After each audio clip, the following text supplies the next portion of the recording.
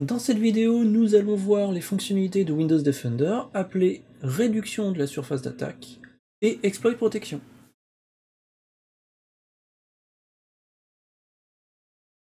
Après la protection contre le ransomware et la protection réseau, je présente deux autres fonctionnalités de Windows Defender qui sont la réduction de la surface d'attaque et exploit protection. Ces deux fonctionnalités sont pour utilisateurs avertis. La réduction de la surface d'attaque ne se configure qu'en PowerShell, il n'y a pas de configuration graphique possible. Elle se configure sous forme de règles, qu'on active ou non, et des règles qui vont empêcher certains comportements qu'on peut avoir sur Windows et qui peuvent être utilisés pour exécuter du code. Dans les comportements qui vont exister ou voir des règles qui vont les bloquer, c'est par exemple la possibilité d'exécuter un processus à partir d'Office ou d'Adobe Reader ou alors du client de messagerie. Pour Exploit Protection, son travail, et je vais citer Microsoft, Exploit Protection applique automatiquement un certain nombre de techniques d'atténuation du code malveillant exploitant une faille de sécurité. Cette fonctionnalité est déjà en place sur votre Windows, déjà activée, et on peut affiner le comportement ou la configuration en graphique. Je vais commencer par la réduction de surface d'attaque et je présenterai ensuite Exploit Protection de manière un petit peu plus détaillée. La réduction des surfaces d'attaque se configure via des règles, comme je disais. On peut retrouver ces règles sur le site de Microsoft. Il y en a donc une bonne quinzaine ou vingtaine. Moi je vais en utiliser une pour la démonstration, c'est celle qui est ici, qui empêche la création de nouveaux processus à partir de la commande psexec ou alors à partir de WMI.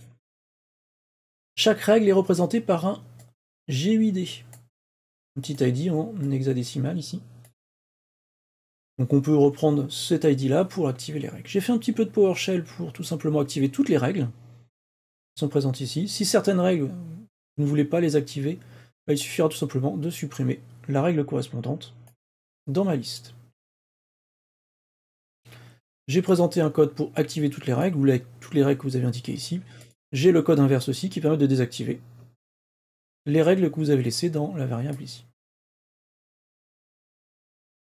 Si je veux activer toutes les règles, alors avant d'activer les règles, je vérifie que mon comportement ici fonctionne. Donc je vais tenter d'utiliser du WMI pour lancer un processus.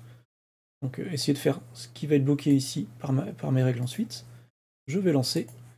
J'ai bien un processus Notepad qui s'est lancé. Parfait, ça a très bien fonctionné. Je vais activer toutes les règles. Je ne vais pas m'embêter à spécifier des règles uniquement, je vais toutes les activer. Donc j'aurai tout le comportement. Si je veux vérifier si c'est correctement activé, je peux utiliser cette commande-là. C'est pas très sympa à lire parce que faut comprendre que le 1 qui est ici veut dire activer. Et le premier 1 va être lié au premier G8D ici. Donc là, ce serait donc la deuxième règle avec le deuxième 1. Donc là, il est en train de me dire que toutes les règles sont activées. Du moins, toutes les règles présentées ici.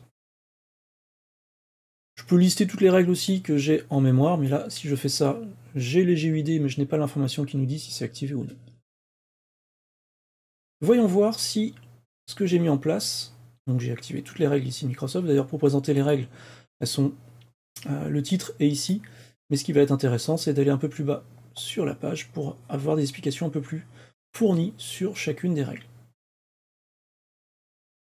Alors moi j'ai mis en place les règles directement, mais on peut activer un mode audit qui journalisera ce qui va se passer, qui ne va pas activer automatiquement les règles, mais qui permettra juste d'avoir des événements, si toutefois quelque chose correspond aux règles et aux éléments qui sont interdits par les règles. Maintenant que j'ai activé l'ensemble des règles, notamment la règle qui m'intéresse, la D1E, là, qui est dans la liste normalement, eh bien voyons voir si mon code fonctionne encore. Voilà. J'ai tenté de lancer quelque chose, là cette fois-ci ça n'a pas fonctionné, et j'ai eu une alerte qui m'a dit que ça a été bloqué par mon administrateur. Donc je pourrais très bien aller voir ce qui s'est passé. Voilà, action risquée, et il me dit, temps d'aller demander un peu plus d'infos, ce qu'il a pu se passer. Et il m'a dit qu'il a bloqué l'exécution d'un processus à partir de WMI, donc du processus de l'exécutable ici, WMI PRVSE, et il m'a dit que c'est cette règle-là qui a bloqué ce comportement. Ça, c'est la réduction de la surface d'attaque. Vous trouverez bien sûr toutes les commandes PowerShell que je présente ici, et puis le lien vers la documentation Microsoft, sur la page de mon site web dédiée à la vidéo, et vous trouverez donc cette page-là dans le descriptif de la vidéo. Pour ce qui est de Exploit Protection, c'est une fonctionnalité qui existait déjà avant, ça avait un autre nom. Enfin, quand je dis avant Windows 10 et l'intégration dans Windows Defender, ça s'appelait sous Windows 7 Enhanced Mitigation Experience Toolkit, avec toujours le meilleur anglais, donc EMT. Ça s'installait gratuitement, c'était fourni par Microsoft, ça s'installait gratuitement sur du Windows 7, et ça permettait donc de réduire certains risques par rapport à vos logiciels sur la machine. Alors, c'est déjà actif par défaut sur la machine, on va aller dans Sécurité Windows pour regarder.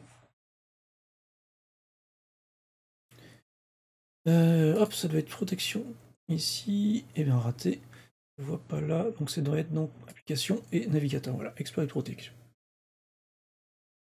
Donc on a déjà un ensemble des choses qui sont activées, qui permettent d'éviter certains comportements. Donc après, il faudrait aller lire la doc Microsoft pour savoir ce que fait le ALSR, donc randomisation du format d'espace adresse de haut en bas, etc. Donc tout ça, il faudrait lire la doc Microsoft pour savoir un peu plus ce que ça fait. Sous ça, c'est activé, mais vous pouvez aussi, spécifiquement, pour chaque exécutable disponible, si il n'est pas dans la liste, vous pouvez rajouter un exécutable, spécifier les paramètres, ou d'autres paramètres, parce qu'il n'a pas, Microsoft n'active pas toutes les protections sur tous les exécutables. Si je fais modifier sur un exécutable, on va pouvoir voir tout ce qui est disponible. Donc là, il faut vraiment savoir ce que vous faites. À l'époque de Windows 7, j'utilisais donc l'ancêtre de Exploit Protection. Il m'est arrivé une fois de ne plus pouvoir lancer un programme parce que les règles prédéfinies dans l'outil me bloquaient du coup certains comportements visiblement du programme, et je ne pouvais plus le lancer. Il a fallu que je joue un petit peu avec les règles ici, je les active une ou deux, pour que je puisse relancer mon programme. Ça ne m'est pas arrivé avec Windows 10, mais attention, si un programme ne se lance pas, peut-être que il peut être intéressant d'aller faire un tour ici, voir s'il n'y aurait pas quelque chose qui bloquerait le programme. Le programme légitime du moins, bien entendu. Normalement, sauf configuration, si vous avez des besoins précis, vous n'avez pas trop à jouer ici. J'ai pas encore eu de souci, en tout cas personnellement, avec ce Exploit Protection, depuis qu'il est intégré dans Windows 10. Donc à vous de voir, d'aller là dans Microsoft pour affiner les paramétrages si c'est vraiment nécessaire. Personnellement, je laisse par défaut. C'est la fin de cette vidéo. Merci de votre attention. N'hésitez pas à partager la vidéo aussi si vous avez aimé, à liker, tout ça. Encore merci de votre attention, et à bientôt pour une prochaine vidéo.